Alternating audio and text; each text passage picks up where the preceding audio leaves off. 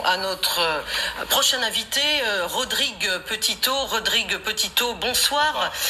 Vous êtes merci d'être avec nous, Rodrigue Petitot. Vous êtes le leader du collectif qui s'appelle le Rassemblement pour la protection des peuples et des ressources afro-caribéens. C'est bien cela.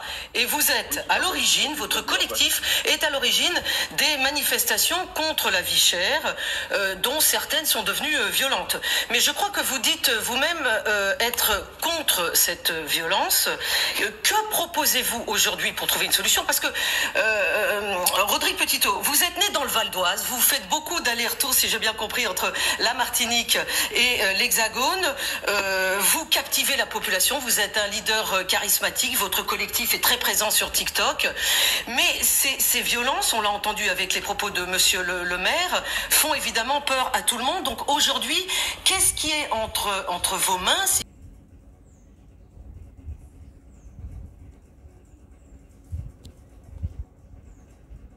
puis dire, pour calmer les choses? Est-ce que ça va dans le bon sens?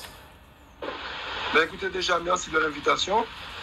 Merci de nous donner la possibilité d'expliquer à l'Hexagone et puis dans l'international qu'est-ce qui se passe ici en Martinique. Le problème que nous rencontrons ici est un problème qui date déjà. Je pense que je n'étais même pas encore né, pourtant j'ai 42 ans, qu'il existait déjà. Certaines personnes ont un monopole ici et se sont enrichis sur la souffrance du peuple en les affamant. Et aujourd'hui, on a un peuple en entier qui dit non à cette criminalité sous les prix. C'est pas simplement le peuple martiniquais, c'est aussi la Guadeloupe, c'est aussi la Réunion. C'est une réalité que nous avons. Aujourd'hui, nous avons amené le mouvement au plus haut, mais il faut savoir que ce mouvement n'est pas nouveau. C'est un mouvement, c'est la continuité de 2009. Là où le peuple s'était déjà levé, le peuple avait déjà dit non. Le peuple avait cru en certaines promesses qui avaient été faites. Et 15 ans après, on se réveille, rien n'a changé. Les enfants qui avaient 15 ans en 2009, aujourd'hui ont 30 ans et vivent la souffrance que leurs parents décriaient déjà en 2009. Justement, aujourd'hui, après plus de 40 jours de... Rodrigue Petitot, vous nous entendez? Parce qu'on vous entend assez mal. Si vous pouviez parler un tout petit peu plus fort. Alors, Guillaume Serrin. Est-ce que vous m'entendez là? Là, vous m'entendez assez fort? C'est parfait, c'est parfait. Justement, là, vous parlez justement d'un héritage qui est très fort et qui perdure malheureusement depuis plusieurs décennies. Vous le disiez, il y a cette différence de prix. Ce qui pose aujourd'hui problème, c'est cette différence de 40% avec les prix de la métropole. Vous, aujourd'hui, ce que vous préconisez, votre mouvement, en tout cas, le demande, c'est en fait un alignement des prix sur ce qui se fait en métropole. Est-ce que, selon vous, c'est réaliste? Est-ce qu'on peut y parvenir? Et si oui, comment? Est-ce que c'est faisable? Écoutez, aujourd'hui, à l'heure où le gouvernement parle de continuité territoriale, on voit que c'est possible pour la Corse. Pourquoi nous, en Martinique, en Guadeloupe, à La Réunion, pourquoi on devrait nous démontrer que nous sommes des Français à part, limite que nous ne sommes pas Français?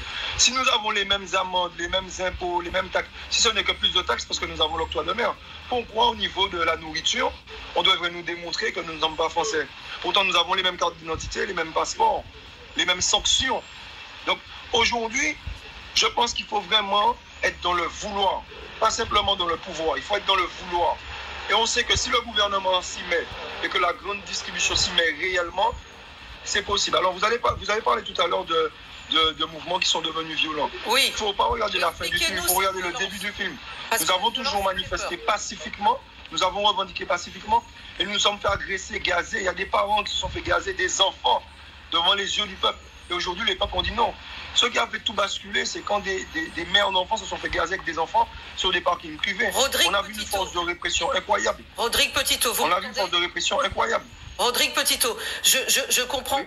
que vous pensez, vous parlez des violences policières, bien sûr, mais il y a également, il faut le dire, les Martiniquais nous le disent, il y a des violences dans les bourgades, il y a des barrages qui, encore aujourd'hui, il faut parfois payer pour passer des barrages, donc ça n'est pas normal. Il n'y a pas une situation normale apaisée aujourd'hui dans l'île. Là, vous venez de nous parler de la continuité territoriale. Si je comprends bien, vous dites qu'elle ne vise pas simplement les personnes, mais qu'elle devrait aussi viser les services. Est-ce que c'est bien ce que vous êtes en train de nous dire? C'est exactement ce que je suis en train de dire. Et vous me parlez de violence, mais madame, j'ai envie de vous dire, quand un peuple arrive à un tel niveau pour revendiquer sa souffrance, est-ce que vous avez déjà vu de tels mouvements sans violence à côté? Partout, même à Paris, quand le peuple se soulève et dit stop, quand c'était les gilets jaunes, il y avait aussi des violences. Les violences ne viennent pas forcément de ceux qui revendiquent. On sait qu'il y en a qui profitent de la situation pour essayer de créer un chaos. On n'est pas on n'est pas détenteur du mental de tout un chacun. On essaie de faire les choses au mieux. En tout cas, au Airprep, nous avons toujours revendiqué le côté pacifique. Nous avons revendiqué pacifiquement. Nous nous sommes toujours fait agresser, gazer aux yeux du peuple. Et aujourd'hui, c'est ce peuple qui n'accepte pas que ceux qui représentent leurs cris, leurs souffrances soient aussi agressés. Donc aujourd'hui, ce peuple s'est levé, comme vous le dites. Si on arrive à avoir des barrages dans les petites bourgades, c'est que vraiment, cette souffrance est arrivée à son paroxysme et on ne peut plus la mettre de côté. Tout ce qui a été mis il y a des années sous le tapis, c'est le moment de régler tout ça. Et régler tout ça, ça veut dire ne pas bricoler, ne pas mettre des pansements sur des pansements, mais faire un vrai changement, soigner le mal à la racine. On vous entend, on a encore des questions pour vous, Monsieur Petitot. Est-ce que vous craignez, Monsieur Petitot, que sans la violence, vous ne soyez jamais entendu de la métropole, justement? C'est le risque. Ben, écoutez, j'ai envie de vous dire que ça fait pratiquement, alors maintenant 40 jours, mais au bout de 35 jours sans violence, je ne vous ai jamais vu me contacter pour essayer de parler avec moi. Et pourtant, on revendiquait pacifiquement. J'ai envie de vous dire que si on est franc et puis qu'on met de côté toute hypocrisie, on sait qu'en quelque part, il n'y a aucune paix sans guerre, il n'y a aucune guerre sans violence, on le sait. Malheureusement, nous avons tout fait pour que ça n'arrive pas jusque-là. Nous aurions aimé que la grande distribution puisse comprendre et faire le nécessaire. Hier, nous sommes sortis à la table des négociations à 2h du matin. Vous vous rendez compte, 2h du matin, ça veut dire qu'on fait tout pour essayer de faire les choses aller dans le bon sens.